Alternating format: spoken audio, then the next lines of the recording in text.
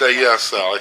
Yeah. My name is Greg Guss, and I am the son of Curtis Guss and Annelle Guss, who owned the store in our family for 56 years. Francis Orr was founded in what we can track back to 1924. We believe, there are certain members that believe it was founded in 1922. It started in Little Santa Monica in the 9000 block, and then in 1929 it moved to 349 Beverly Drive, and then in 1941 it moved to 351 North Rodeo Drive, which is now Gucci's. Gucci's wanted to expand. Gucci's was a tiny little store in Beverly Hills in the 70s, early 70s. They wanted to expand. They moved Francis Orr and Jurgensen's, which was a luxury market. Francis Orr came over here to Camden, 320 North Camden, in 1974. And in 1974, Jurgensen's went over to Crescent. And Gucci's, hence, has had the spot ever since. And that's how Gucci's got their space and how we ended up here. Francis Orr is started by two ladies, Estelle Orr and Estella Francis, hence you get the name Francis Orr. And when my father purchased it in 1961, he kept the name, bought the name, and we've kept it ever since. In the 60s, or late 50s, my father had joined LA Country Club, and he had met some members that had said to my father, "This store is for you." And my father said, "What do I want and need with a stationery store in Beverly Hills?" He was a CPA, and his trade was a CPA, and they said, "You'll be perfect for it." And as life goes on, my father, Curtis Guss, has purchased many businesses, fixed them, turned them around, sold them. Francis Orr happens to be, or the only one that he purchased, and family members have come in and run the store, and it has stayed with us, or with him, for 56 years. My grandmother was the first to run it, my mother ran it, my sister ran it, and now I have run the store. My mother is the one that really made this store what it is, starting in the 70s all the way through to the 90s, and she created an atmosphere within this store that took it from being a commercial stationer's to being a high-end stationer's and gift store. And the merchandise that we have always found has been quality at a fair price. And there are a number of factors that fall into play as to why we are leaving Beverly Hills for right now. One is what Rodeo has become. Rodeo is a tourist street now. It's extremely high-end, as well as rents on Camden Drive are getting very, very expensive. And the type of business that Francis Orr, which is a stationery and gift business, does not warrant the Beverly Hills rents today. The changes that Beverly Hills has gone through, it makes it impossible, or it makes it very difficult for the small sole proprietor to do business. You can't afford the rents, and I like to say, if I were to change the store to make it survive in Beverly Hills and really do its thing, well then a photo album or a date book would be $1,000 instead of a beautiful leather date book for $100. And that's basically what Beverly Hills has become. Saturday morning in Beverly Hills before lunch, you might have numerous stars come into the store, and they would sit and talk and be seen in Beverly Hills, and they would network their rounds and make their rounds through Beverly Hills, and this is how they got out and made sure they were seen, like people like Joan Crawford and Clark Gable. They were all customers of the store. When this store was built and finished in 1974, the very first customer that came into the store and stood right in the doorway over here was Sammy Kahn. And he took one look at the store and said, "This is the future. You guys are going to be here forever." One of the special things about this store is the woodwork. It was built almost 50 years ago. It is a timeless look. I think that is one of the very special things about this store.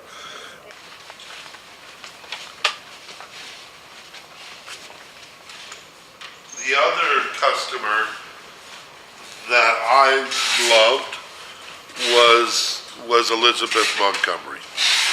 And she, again, if she came into the store and needed help or anything, it was as if you were talking to your neighbor next door. And so I've always really remembered and appreciated those two. But there are many, many others, from doing all the binders for Jerry Lewis and the telethons that he used to do. Every year I would talk to Jerry Lewis and his crew, and it was, "Greg, make up the binders for the telethon," and he did the exact same binders every year from a company we dealt with for many, many years. I'm going to say at least 20 plus years, more than that, I'm sure. But we still have customers today that come in with things that we had made for them 30, 40 years ago. And one of the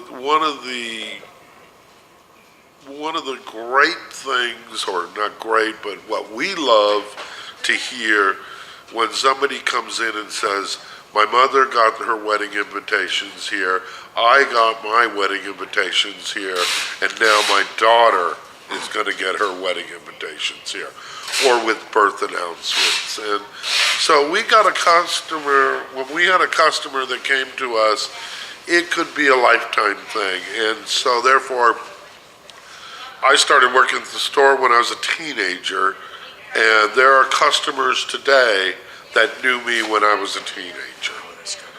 There are a number of families where multiple members have worked at the store, and we appreciate that, every bit of it. What we got out of, what we received out of those people were class and fun and knowledge, and as well as they gained from us too. So what are you going to do with the stuff that's left, Greg? We are going to mostly donate a lot of it. We will donate to schools. We like to help the children, so we're putting together a bunch of donation boxes that maybe we can help the kids in the school rummage sales or in the art class and that kind of thing. Other than that, pretty much everything is sold. So the history of Francis Orr, just to show you the clientele of Francis Orr and how many customers we've had over the years.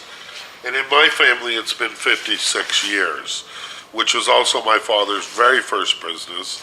And he never changed anything. We kept all records, same way that they did it back in the 70s, 60s, 50s, we do today, literally the same exact way. We're not computerized, and everything's done by hand.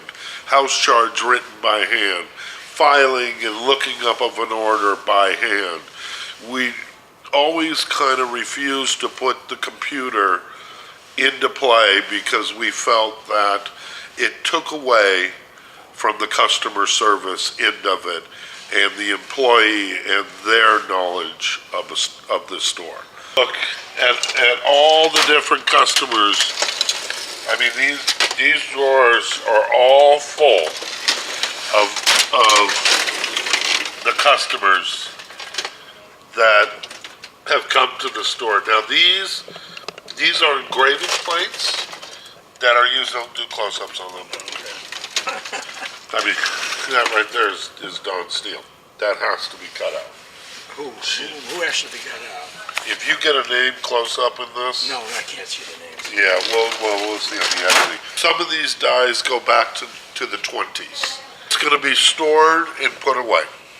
It's going to stay within the family right now, and at some point we will sit down, organize it all to the point where we can tell the stories, write a book or something about it, base. But these are, if you make a certain drawer, you were somebody famous in Beverly Hills, and most likely these drawers and all these drawers, you were deceased. They're deceased at this point. But these will be past customers. So we have 10,000 dies in here. We've always been encouraged to go on and do other things, and don't just let Francis Orr be your goal. Let your goals be a lot higher. My most favorite consistent place in Beverly Hills has always been the Grill. They are the nicest, another family business, and the Grill will always make me whatever I want. You know, I remember the toy store on Rodeo Drive, which was at one point an FAO Schwartz, and it had the lemon tree fountain. And you can go in and get lemonade from the lemon tree. Uncle Bernie's. Next door to it was Walter's on Rodeo. Had many breakfasts there. Trader Vic's. When the store was moved here in 1974, I think I was 15 years old, my pay for helping my dad and moving everything from Rodeo over here was something from Kerr's Sporting Goods. I learned to drive in the alley back here, and my dad would come and scrub the sidewalks on Rodeo Drive while my brother and I would drive a column shift van up and down the driveway, the alleyway in the back. Jurgensen's Market, I grew up climbing in Jurgensen's old refrigerator. My brother and I would earn a Coke if we climbed back in the refrigerator and pulled out whatever they needed back there. Hunter's Books, and got many books from there. When Abercrombie and Fitch came to Beverly Hills, you had to go over there and see the type of toys that they had, and you would have to go to Sharper Image and look at all their toys. The Brown Derby, these wonderful stores that you remember. I remember Giorgio's used to spray perfume out their door. And if you wanted to shop at Giorgio's, and the driver would come and pick you up, and Giorgio's had a bar in it that you would go entertain. That type of retail you don't see anymore.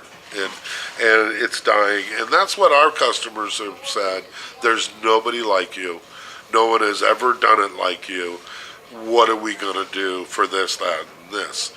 And hopefully I can reinvent and take it into the future and do it through the online, and then we'll see what happens to retail. I do not think that retail is going away. I think there is always going to be the people that want to shop within a store. It is time that Francis Orr becomes a part of the Beverly Hills history. I would like to think that it's up there with these wonderful stores that you remember from the past.